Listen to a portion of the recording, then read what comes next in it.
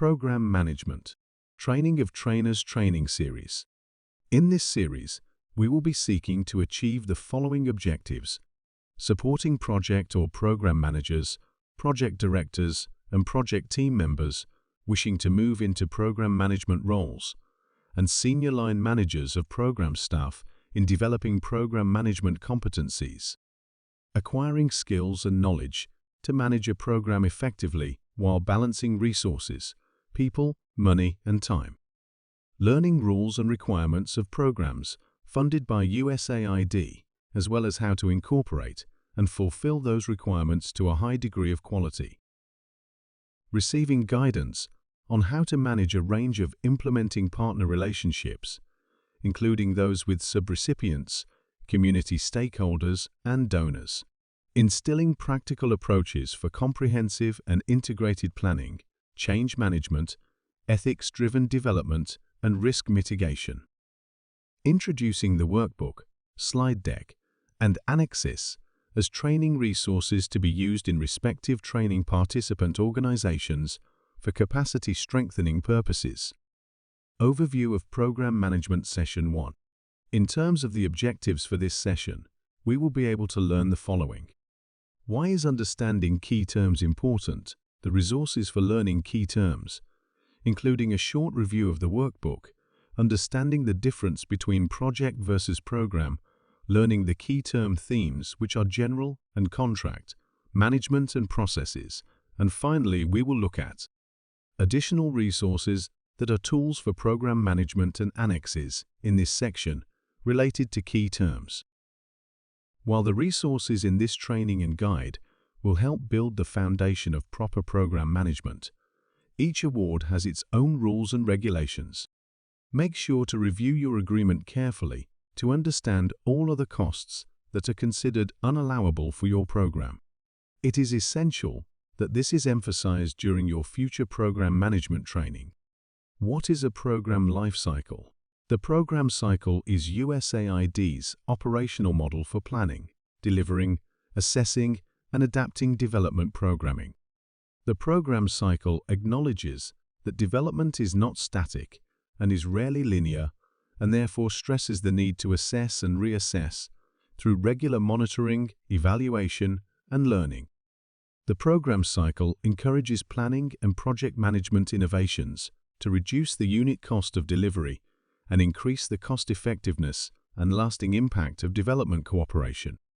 In short, we are not going back to the future, but moving forward based on historical best practices. This is according to USAID Program Cycle Overview Partner Guide, 2012. During the USAID program lifecycle, we need to apply analytic rigor to support evidence-based decision-making, manage adaptively through continuous learning, promote sustainability through local implementation and financing, and use a range of approaches to achieve results. On the supplier program lifecycle, it is important to note that each project also has its own lifecycle that occurs via common phases. Understanding these phases will help you grasp the program management process as a whole. That is, from concept, development, implementation, and program closeout. Emphasis is mostly on the value of understanding both USAID and general supplier program life cycles. Defining key stakeholders. The most important question is who is a key program stakeholder. Program stakeholders can be broadly defined as individuals and organizations who are actively involved in the program, or whose interests may be positively or negatively affected as a result of program execution or successful program completion. Some of the internal stakeholders include program managers, team members, and your organization, while external stakeholders include donors, clients, beneficiaries, and subcontractors. It is important to note that stakeholders don't always work with the program manager, and thus may require differing levels of interaction or communication from others in your organization. The list of stakeholders also evolves during the implementation of your program, so make sure to adjust your communications and interaction strategies accordingly. Stakeholder analysis is conducted using the 4 R's of stakeholder analysis, which are rights, responsibilities, returns or benefits, and relationships. This analysis should be reviewed using a stakeholder matrix and mapping tool, and a review of annexes. Below is a stakeholder analysis template, using your work plan as a management tool. Session 2. In this session, we seek to achieve the following objectives. Discuss the implementation model. Discuss the regular work plan reviews. Discuss the team roles and responsibilities. Risk management during implementation. Budget planning, drafting, winning, and adjustments. Changes that need to be approved by USAID. Highlight the role of a trainer in reviewing information and training resources. Test the knowledge of participants and engage them in a reflection process. Work plan management synergy. Moving from program planning to implementation can be an especially challenging part of the program management process. If you use your work plan as both a planning tool and as a management tool, the transition to implementation is much easier. Approaches like creating an implementation model and regular work plan reviews will increase your organization's focus, ensure accountability across work plan components, and bring about results. An implementation model is your organization's approach to planning and tracking the interaction of activities, targets, costs, and management approaches on your program. An implementation model is not an established document, but rather represents a clear and integrated operational system that is embedded with and responsive to work plan components, changes, and the regular work plan review process. Your implementation model should have the following activity descriptions, that is, what services will you provide and how will you provide these services? Cost or budget. Indicators and targets, including USAID indicators and other internally developed indicators like staffing needs and goals, location-specific processes, and internal deadlines. It is important to emphasize that your implementation model may begin in a simple format, but as the program progresses, you have the option to expand and elaborate upon it by adding detail on existing indicators or new indicators entirely to facilitate complex management and evaluation of your activity. Always assess your organization's capacity to expand your program using your implementation model and work planning review process before promising deliverables or targets that are beyond what is possible. You can find a sample program activity tracker and schedule of activity schedule templates in the attached annexes for this section. Work plan reviews. Establishing and maintaining a common understanding among your team in relation to the work plan will allow each component to be properly tracked and addressed throughout the program. It is very key to regularly meet with your team, and as you conduct a review, the following questions are important to ask yourself. Are all the steps in the work plan being followed? Are additional steps necessary that were not planned for? Will these additional steps require additional funds or resources for the program to be successful? Were the time estimates realistic? Are things taking longer or going faster? Do any changes need to be made in light of your answers, and do these changes require USAID approval? When it comes to roles and responsibilities, have your team members set up separate periodic reviews with their own teams from each respective area, be it technical, financial, or procurement, and meet with them as needed to assess the work plan progress. As we do this, we ask ourselves the following questions. Is the program on time, on target, and on budget? What adjustments have been or need to be made, and why? How will you monitor the impact of those adjustments to make sure they are successful? Do any of the proposed changes require USAID approval? Be flexible and recognize the budget and implementation model are living documents or processes. Therefore, accept change as appropriate for the program context. In risk management, one needs to be cognizant of the following scenarios. Possible or known risks from the external operating environment. That is, what might happen in the context of the political arena, economics, social issues, technology, the environment/climate, legalities, security/safety, regulations, or other factors present in the location. Possible or known risks in the internal environment. That is, what might happen in the context of funding human capital, processes, programs, service quality, and service timeliness. What are the risks affecting core services which could prevent the successful execution of key programs? Which could prevent the successful execution of key processes? What are the risks affecting strategic or internal initiatives which could prevent the successful execution of initiatives? Budget planning, drafting, and adjustment.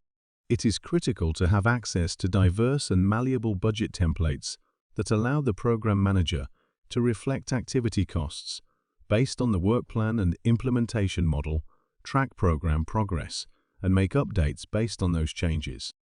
A review of budget templates can be found by you in the attached annexes. Changes that need USAID approval. First and foremost, always check your agreement. While there are some common changes that need USAID approval across USAID agreements, each specific agreement has its own requirements. The terms of your agreement should be the most primary guide to which changes require USAID approval, as well as how to request them. Some of the common changes to watch out for include changes in the work plan scope, changes in period of performance, changes to program description and activity name, changes in key personnel, subaward approvals and their period of performance, changes in targets, changes in geographic scope, disposition plan, budget modifications and obligation increases, international travel, including for conferences, changes to reporting requirements and the due dates. We cannot stress enough that it is common for your AO or AOR to update the terms of your agreement such that there are now new changes that require USAID approval, as well as new processes for doing so. Make sure to document these changing requirements in your program file near your agreement. It is also important to make use of an approval matrix, of which a format example can be found in the attached workbook and template provided in annexes. A review of other resources in the annexes and relevant links will also be very helpful. Managing subrecipients under a Cooperative Agreement Session 3. In this session, our main objectives are how to define a prime recipient, define a subrecipient, define the roles of a prime recipient, discuss the subrecipient selection process, describe how to select subrecipients, discuss the type of agreement an organization should use, discuss reporting and post-award, highlight the role of the trainer in reviewing information and training resources, test the knowledge of participants and engage reflection process, establishing key terms. Who is a prime recipient? A prime recipient, or prime, is the organization that is directly receiving financial assistance from USAID to carry out an activity or program. Other terms USAID can use to define a prime recipient are local partner or implementing partner.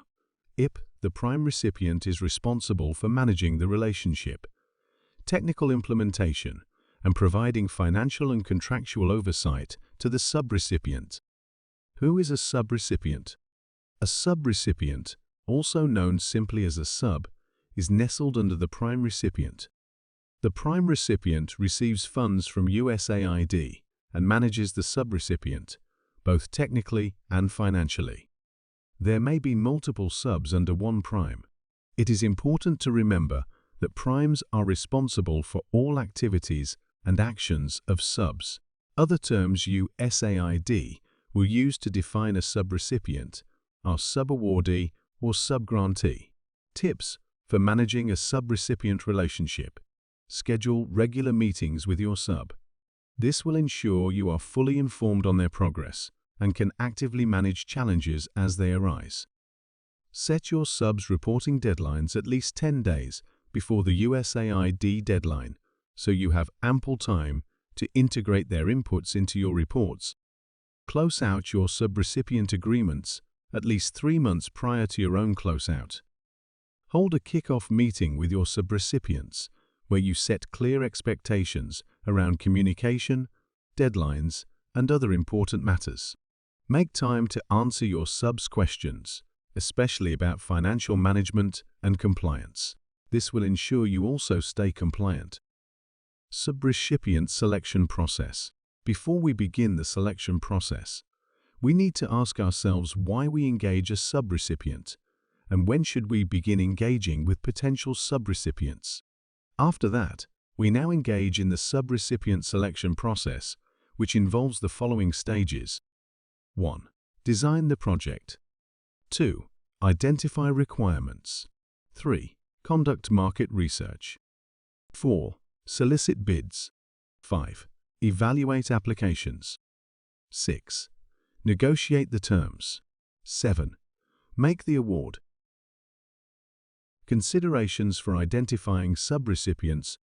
Credibility in the community of beneficiaries and institutional landscape. Mission and values that align with your organization, the donor, and the activity or program. Financial management experience. Service delivery history and potential. The support the organization would need in order to deliver in relation to the timeline. How to select subrecipients. When partners are identified within the original application. When partners are selected by USG. When partners are selected because of unique attributes in all other cases, the partners must be selected competitively. See the annexed workbook for more information on the requirements for this process. Note, when executing a subagreement, the most common types are the Standard Grant Agreement or the Fixed Amount Award. A Memorandum of Understanding, MOU, is not a valid agreement type, as MOUs are not legally binding. Read your agreement. As always, the most important part of implementation is reading and understanding your agreement with USAID. For work planning and implementation, follow the same steps that you would for your own work planning. Frequent check-ins with your subrecipients will ensure that you are aware of any challenges early and that you can work with them to pivot, brainstorm solutions, and address issues as they arise. Here is a list of helpful clauses and materials on managing subrecipients under a cooperative agreement, subrecipient monitoring and management. 2 CFR 200, page 330-332. Standard provisions for non-US non-governmental organizations. Mandatory reference for ads 300-303.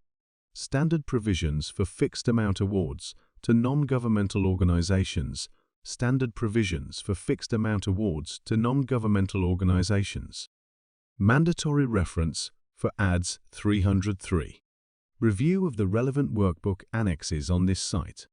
You and your USAID team, Session 4.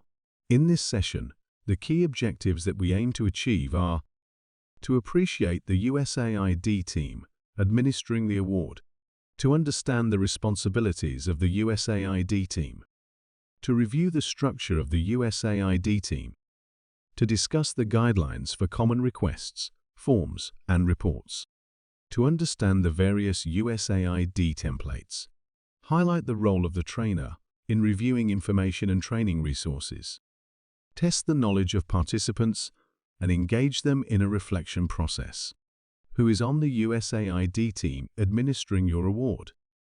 The USAID team is comprised of the Agreement Officer, AO, under the Office of Acquisition and Assistance, Office of Financial Management, and Agreement Officer's Representative, AOR. As illustrated in this hierarchy chart, the Agreement Officer liaises with the Executive Director of the institutional team. The Office of Financial Management liaises with the Finance Manager, and the Agreement Officer's representative liaises with the Project Director of the institutional team. Agreement Officer, AO. The Agreement Officer, AO, is the USAID official who holds the authority to enter into, administer, terminate, and/or close out service agreements and make related determinations and findings on behalf of USAID. He or she has the authority to bind the federal government by executing, administering, or terminating agreements, cooperative agreements, or grants. In most cases, many major administrative issues and changes with your agreement will need to be approved in writing by the AO or company. It is good to note that while your AO is your primary point of contact with USAID, and therefore is the individual you are ultimately reporting to through performance reporting, they are often not your first point of contact when it comes to reporting and regular communications. Agreement Officer's Representative, AO. The Agreement Officer's Representative, AOR, is the USAID official responsible for monitoring program progress toward achieving the agreement's purpose. He or she is the technical liaison between the program team and the AO. The AO delegates authority for specific responsibilities to the AOR, who typically is named in your cooperative agreement. Most commonly, the technical office will be your primary, day-to-day point of contact.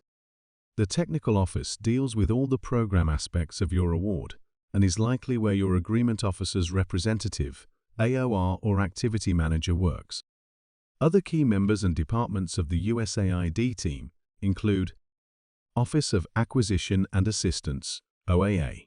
The key members in this office are the Acquisition and Assistance Specialist and the Supervisor Contracting Officer. Office of Financial Management. The key members in this office are the Financial Analyst, Voucher Examiners, and the Controller and Deputy Controller. Technical Office. The key members in this office are the Officer and Deputy Director, Activity Manager, and the Program Management Assistant.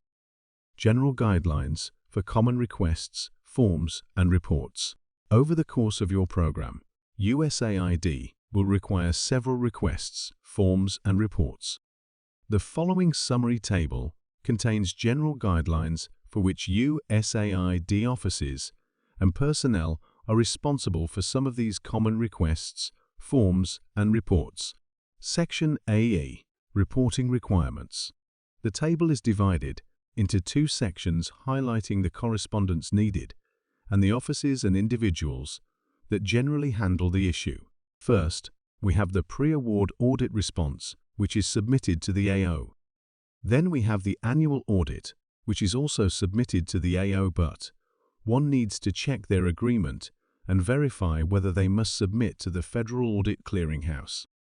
We have the request for advance or reimbursements, F-270, which is submitted to the FOM and a copy to the AOR. This is for the AOR to track your burn rate to make sure you have enough funds obligated. Then the work plan, which is submitted to the AOR as required by your agreement. We also have performance reports, which are typically required quarterly by the AO and the AR. Then we have the final reports, which are submitted to the AOR and the Development Experience Clearinghouse. We also have requests for vehicle purchase approval, cost or non-funded extension, additional obligation, and budget realignment, which are submitted to the AO and the change to M&E plan for reduction in targets, which is submitted to the AO. Finally, we have the change in or expansion to a new geographical location, which may involve a change to your approved program. Changes to the program description should be sent to the AO for approval, unlike changes to your work plan, which normally need AOR approval. Check your agreement. While these are general guidelines for which USAID offices and/or personnel are responsible for some common requests, forms, and reports, it is essential that you read your agreement to understand all requirements. Look at Section A of the award. Managing your relationship with your donors, Session 5. Our session objectives are to understand donor needs, how to establish a positive relationship, tips for maintaining a strong relationship with donors, communication tips, highlight the role of the trainer in reviewing information and training resources, and testing the knowledge of participants and engaging in a reflection process. Our session objectives are to understand donor needs, how to establish a positive relationship, tips for maintaining a strong relationship with donors, communication tips, highlight the role of the trainer in reviewing information and training resources and testing the knowledge of participants, and engaging in a reflection process. At this juncture, we then ask ourselves, what do donors need? Donors want reassurance that your organization is using its funds effectively and efficiently for the purpose originally intended, effecting positive change in the lives of the individuals or communities the donor aims to serve, that is, your beneficiaries. Have proper internal controls, policies and procedures in place to monitor the program. The staff is working ethically and understands the award expectations. Your organization has a good reputation. As an implementing partner, you may establish a positive relationship by conducting a launch meeting, building regular communication into your work plan, and developing donor communication protocols within your organization. It is also critical to ask for clarification where you do not understand. After establishing a positive relationship with a donor, these are the tips for maintaining strong relationships with these donors. 1. Communicate concisely and clearly. 2. Follow up after each donor meeting. 3. Be responsive to donor requests. 4. Make realistic promises and deliver on them. 5. Use donor funds as expected. 6. Submit accurate and complete program reports.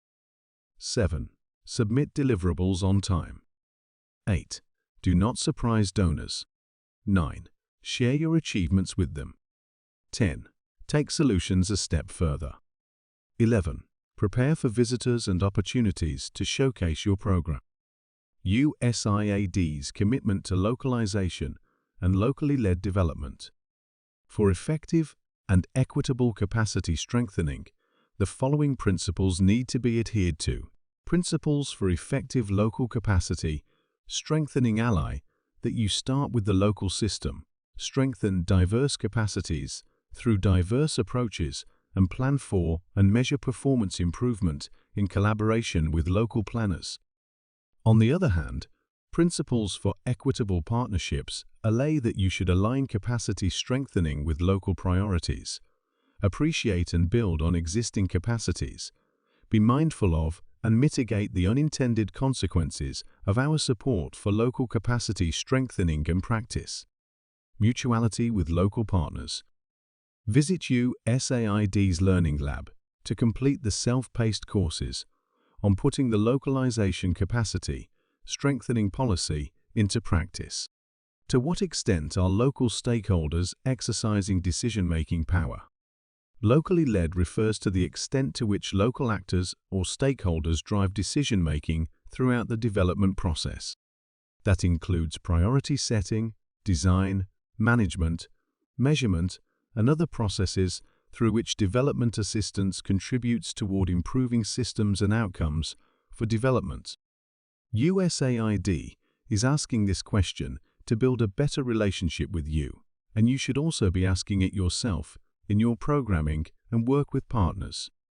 Below is a review of helpful annexes, which include Grammarly, branding and marking guidelines, business communication training, working with USAID communications video, military-style email guide, USAID deliverables checklist, ads writing guidelines and style guide, USAID style guide. Engaging the community session 6.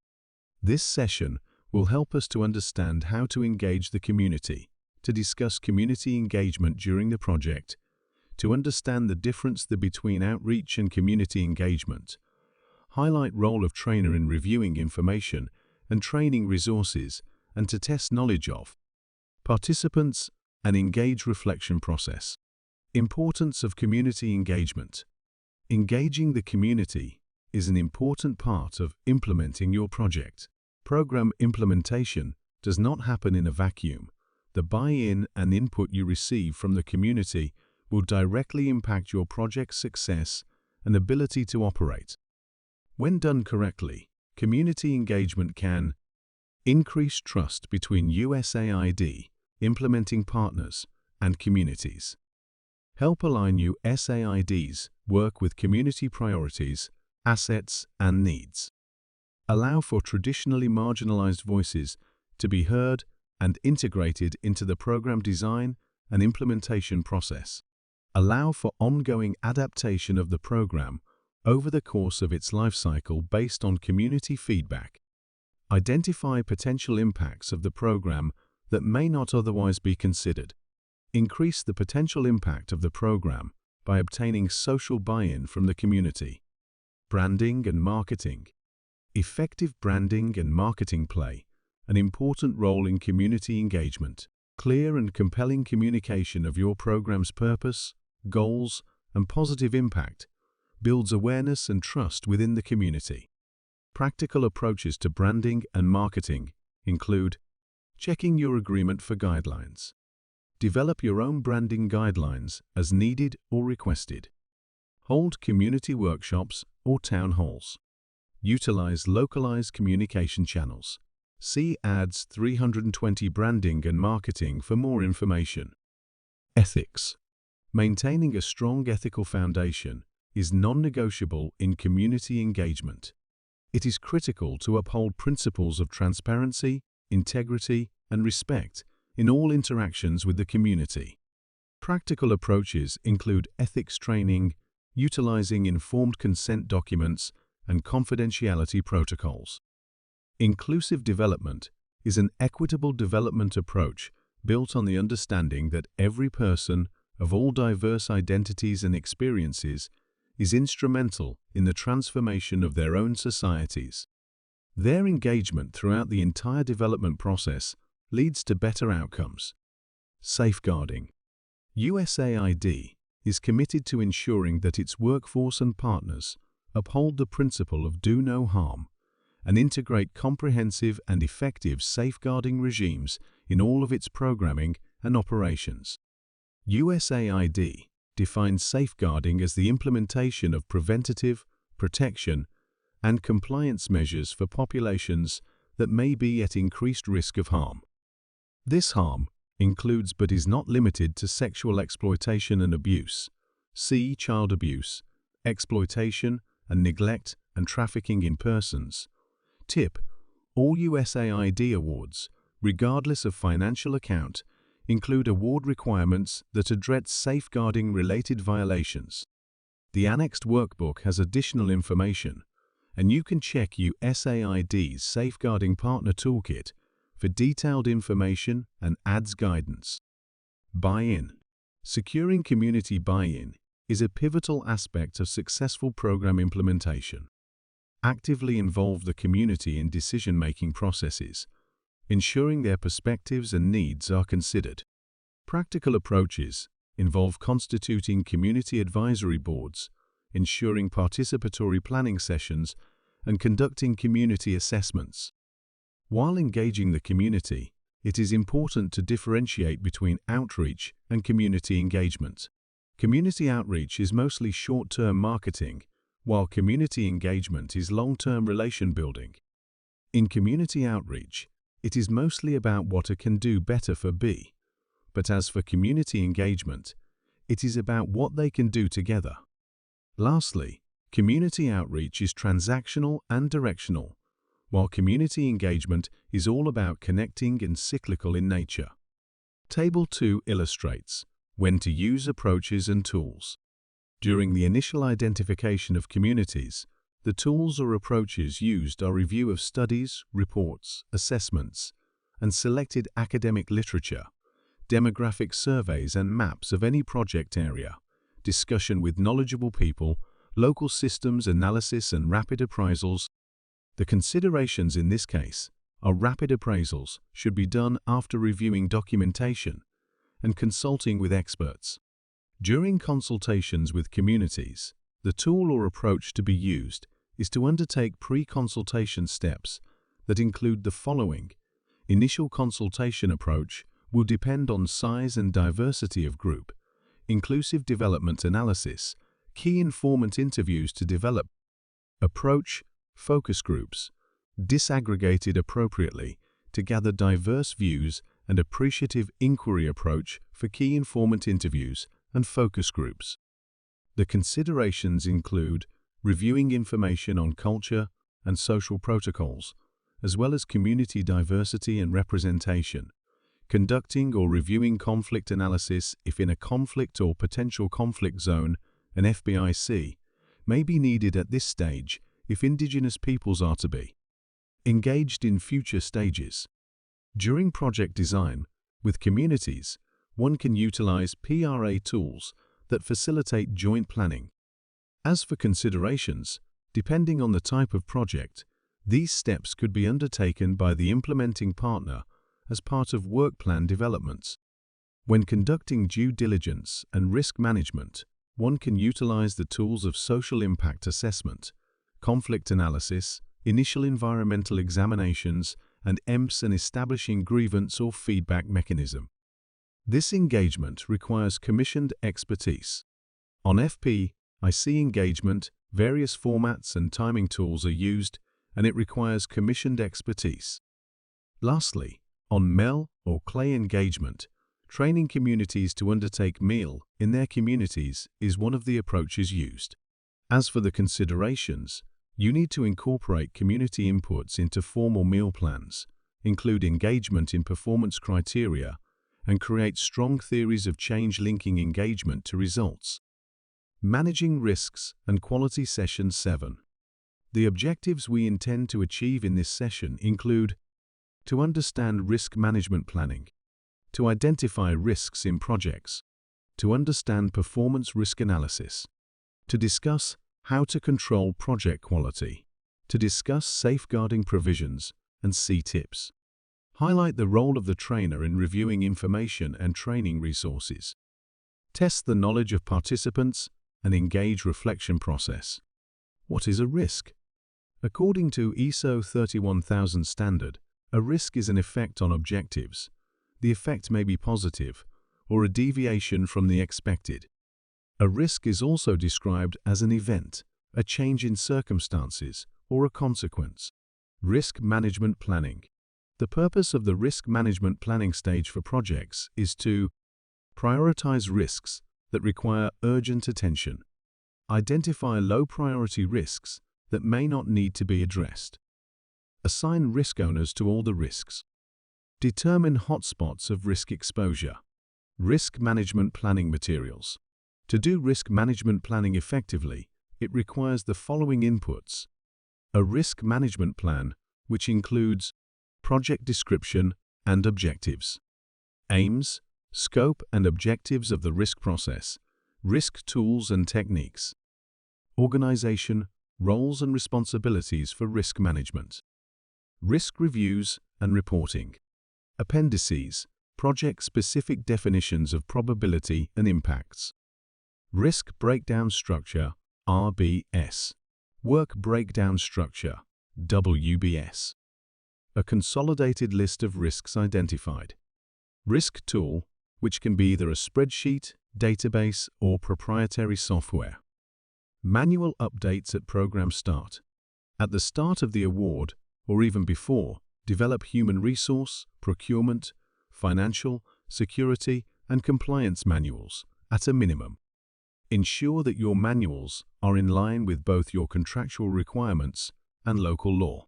Once the program starts, train all staff on the manuals and make sure everyone understands how to use them. Conduct periodic reviews of the manuals to ensure they remain up to date. Ensure each staff member signs an acknowledgement of each manual. How to identify program risks. 1. Confirm the scope and objectives of the risk process. 2. Identify risks using assumptions and constraints analysis, standard risk checklist, PESTLE, and open discussions or brainstorming. 3. Rationalize risks. 4. Assess probability and impact. 5. Prioritize risk based on rating. 6. Determine response strategy and actions. 7. Assign risk owner. 8. Record data risk after the meeting. Common financial risks and mitigation approaches. Financial overspend or underspend. To mitigate this, one needs to do a thorough cost estimation, cost monitoring, stakeholder communication, and be adaptive in implementation. Financial fraud. To mitigate against this, one needs to initiate prevention, detection, and swift response. Unallowable costs. Other key risks include human resource risks, security risks, and technical risks. For more information, refer to the workbook annexure for an introduction guide into each of these topics. On organizational conflict of interest, COI, we address it by avoiding, neutralizing, mitigating, and waiving. Non-disclosure agreements, NDAs, refer to a binding contract to retain confidentiality. Office of the Inspector General, OIG, provides independent oversight and receives complaints of fraud, waste, and abuse by implementing partners. It is also responsible for verifying mandatory disclosure requirements that grantees are expected to comply with. Reports and complaints can be forwarded through the USAID OIG hotline or the website oig.usaid.gov/report-fraud. Performance Reporting Session 8. This session seeks to achieve the following objectives. Define performance reports. Provide tips for preparing performance reports. Highlight the role of the trainer in reviewing information and training resources. Test the knowledge of participants and engage them on a reflection process. What are performance reports and how do we prepare them? Under the terms of any USAID award, you must produce reports that describe each program's progress and compare actual results with work plan targets. These program reports may be required by host country governments or prime recipients if you are a sub-recipient entity. In the case of a multi-country award, you may need to provide distinct reports to each country in which you operate. The common types of performance reporting are annual reports and quarterly reports. Other types of performance reporting may be found in your agreement, and specifically, a typical USAID cooperative agreement lists your program reporting requirements in attachment to schedule under Section AA 5.2. For more information on this, you can get clarification from your AOR. Some information within the attachment of an award. For financial reporting, we normally need the following documents: the F425 for quarterly reporting, SF270 for requests of advances or reimbursements, and CEF 1034 if and when it is applicable. As for performance reporting, we can make use of the following forms or reports: MEL, Quarterly Progress Report, Annual Work Plan, Final Report, DEC, and the Demobilization Plan. For any other special reporting, it is paramount that you review your specific award, Section AU, PEPFAR requirements, training, other targets and indicators. The following are tips for preparing performance reports. 1.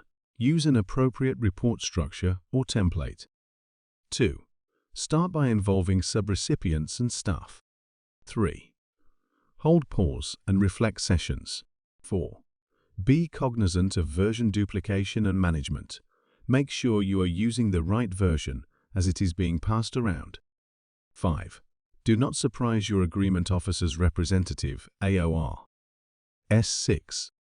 Take the time to do an honest evaluation. 7. Quantify your conclusions with data. 8. Use your work plan and budget as baseline data sources. 9. Preview your next work plan. 10. Link to the in-country strategic objectives. 11. Keep documentation for your final performance report. 12. Be aware of in-country requirements. 13. Review with the deliverables checklist. 14. Submit the final report. 15. Share with subrecipients and staff. 16. Remember to post to DC. 17. Prepare for the next report. The templates and resources provided in this section include training on how to prepare progress reports, sample USAID progress report, template and DC formatting requirements, project closeout, timeline and required reports and actions session 9. In this session, we need to achieve the following objectives: to understand the project closeout phase, to discuss closeout timeline, to discuss final reports, to appreciate key considerations for project closeout, highlight the role of the trainer in reviewing information and training resources, test the knowledge of participants and engage them in a reflection process. Note on closeout. Closeout may be the end of your agreement with USAID, but it is not the end of your work. Even if you have additional funding to continue the work after your agreement with USAID ends, it is essential to meet your responsibilities to USAID, your employees, and your beneficiaries. Program closeout can seem intimidating, especially if it's a new process. But by starting early and planning well, closeout can be smooth and easy. As always, refer to your agreement with USAID frequently throughout the process to ensure a compliant closeout. Extensions. In some cases, you will have to determine if you need to request an extension from USAID. There are often delays in implementing programs for various reasons, and these delays may require an extension request. There are 3 types of extensions, all of which require approval from USAID: no-cost extension, NCA cost extension, C, and agreement expansion. As for the closeout timelines, check the Annex Workbook for a detailed guide to the closeout timeline. Key closeout considerations on finance and accounting.